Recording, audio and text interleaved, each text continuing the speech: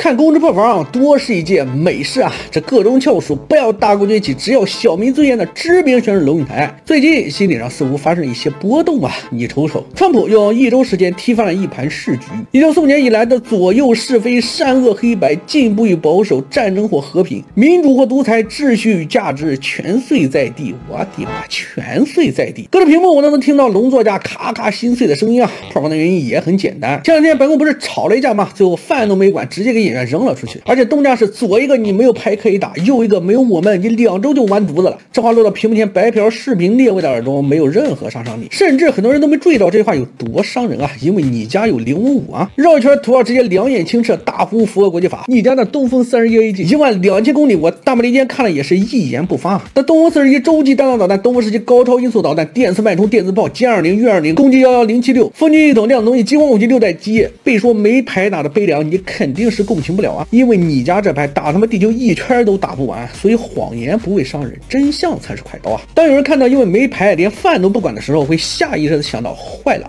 我好像也没牌啊，没牌就对了，用爱发电，你挑的吗？偶像没有牌打的时候，又想起了念经啊，左右是非，善恶黑白，给人一种这么多年只有年龄在增长的美啊！到现在还看不清楚，美利坚现在不搞白左普世价值那一套啦，搞的是强权叙事，要讲社会达尔文主义，要军援得拿矿来换，得用人命去填线。德国后任总理莫兹说，这场白宫政策的本质是老美故意升级，旨在施压乌克兰让步并拉拢俄罗斯啊！这种大国博弈的背景下，乌克兰的小民尊严沦为地缘其中的筹码，其民众的生存需求被置于次要地位。那么问题来了，他为什么不施压俄罗斯拉拢乌克兰呢？因为你没有牌嘛，因为你只会什么左右是非、善恶黑白，有人看乐子，有人照镜子，这简直是一场教科书般的大型混元标现场，完美诠释了所谓不要大国崛起，只要小民尊严的论调到底能有多荒谬。没有国家的强大，慢说什么小民尊严，你连家里的矿和生存权都保障不了。当时光的列车缓缓驶过这白宫的长廊，破了大防的老公知就坐在那里，颓废的目光望过去，满眼都是自己高呼我不要大国崛起，只要小民尊严时候的样子。